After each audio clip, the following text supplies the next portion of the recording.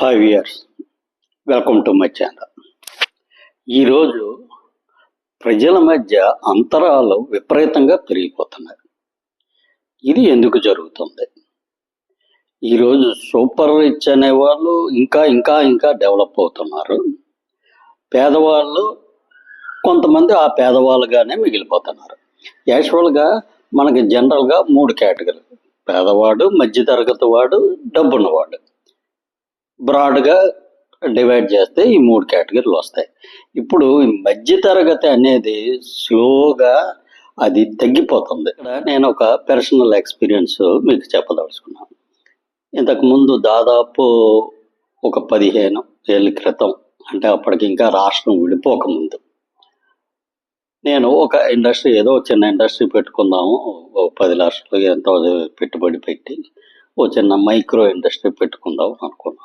మనం ఆ రోజు పేపర్లో కొంచెం చదువుకున్న వాళ్ళం కాబట్టి పేపర్ నాలెడ్జ్ ఇవి ఉంటాయి కాబట్టి ఎక్కడికి వెళ్ళినా మా గవర్నమెంట్ అంటుంది, మీకు ఎందుకు, మీరు ఇండస్ట్రీ పెట్టుకోండి, మీకు అవసరమైన రాయితీలు ఇస్తాం, ఐడిఏలో స్థలాలు ఇస్తాం, ఇలాంటివి ఎన్నో చెప్తూ ఉంటారు. ప్రతి డిస్ట్రిక్ట్లోనే డిస్ట్రిక్ట్ ఇండస్ట్రీ సెంటర్ అని ఉంటుంది. అక్కడికి వెళ్ళి ఏ ఇండస్ట్రీ పెడితే మీకు ఉపయోగకరంగా ఉంటుంది, మీకు ఏమేమి చేయాలి, మీకు అవసరమైన అన్ని రకాల సలహాలు సహకారాలు అందిస్తారని చెప్పి ఎన్నో చోట్ల మనం చదువుతుంటాము, బయట కూడా చెప్తూ ఉంటారు. మనం కొత్తగా వెళ్ళిన వాళ్ళం కాబట్టి మనకు తెలియదు కాబట్టి డైరెక్ట్గా ఇండస్ట్రీ సెంటర్కి వెళ్ళా. కానీ అక్కడ ఏ విధమైన ఇన్ఫర్మేషన్ ఉండదు. అక్కడ ఏదో రకరకాల ప్రాజెక్ట్ రిపోర్ట్లు ఉంటాయి, ఇవి ఉంటాయి అని చెప్తారు, ఏమి ఉండదు. చివరికి ఇండస్ట్రీ పెడదామని అనుకున్నాను. ఇండస్ట్రీ పెట్టేటప్పుడు మీకు చాలా రకాల రాయితీలు ఉంటాయి. మీరు పెట్టిన పెట్టుబడిలో ఒక 25% రిటర్న్ వచ్చేస్తుంది, మీకు పవర్ సబ్సిడీలు వస్తాయి, ఇలాంటివి చాలా చెప్పారు. నేను కూడా ఈజీగా వచ్చేస్తాయేమో, బ్యాంక్ లోన్లు వచ్చేస్తాయని ఇలా చెప్పారు. బ్యాంకులకి మొత్తం బ్యాంకులన్నీ తిరిగి ఎక్కడ కూడా కొలెటరల్ లేకుండా ఏ బ్యాంకు లోన్ ఇవ్వదని చెప్పేసి, అయితే ఆల్రెడీ ప్రిపేర్ అయ్యి ఉన్నాను కాబట్టి సరే ఇండస్ట్రీ స్టార్ట్ చేసాం. దానికి అవసరమైన అన్ని రకాల అనుమతులు తీసుకున్నాం. డిస్ట్రిక్ట్ ఇండస్ట్రీ సెంటర్కి వెళ్ళి సబ్సిడీ కోసం అప్లై చేసుకున్నాం.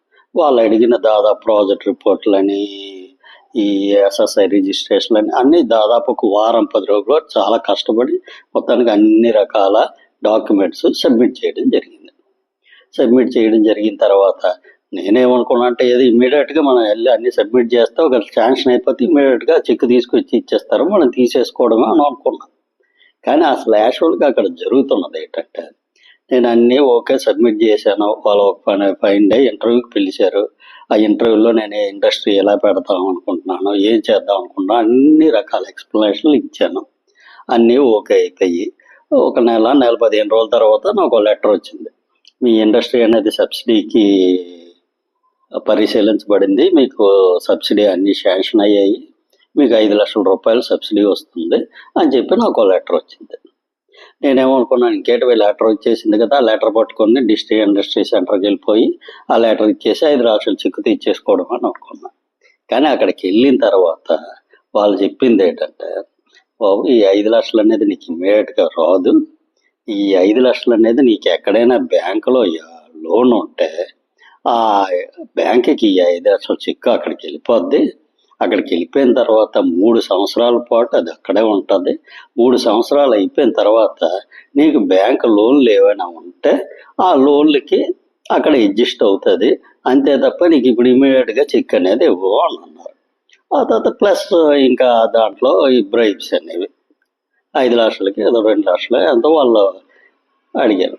నేను ఇంకా నాకు లోనే లేదని చెప్పాను. ఆ విషయం కావాలి, లోన్ లేనప్పుడు ఎందుకు ఇవన్నీ చేసావు, అసలు నీకు శాంక్షన్ చేయడం కోసం, ఈ వర్కులు చేయడం కోసం అసలు ఎంతమంది ఆఫీసర్లు ఎన్ని గంటలు పని చేశారో నీకు తెలుసా? మేమేదో మాకు డబ్బులు వస్తాను మేము పగలు రాత్రి కష్టపడి ఇంత నీకు ఈ పేపర్ వర్క్లు అన్నీ చేసి పెడితే చివరికి లోన్ రాలేదని చెప్తావేంటి అని అన్నారు. అంటే ఇక్కడ జరిగిన విషయం ఏంటి, ఇప్పుడు ఏం జరుగుతుందంటే, నీ దగ్గర డబ్బులు ఉంటే ముందు డబ్బులు పెట్టుకుంటే ఆ తర్వాత నీకు గవర్నమెంట్ నుంచి వస్తుంది.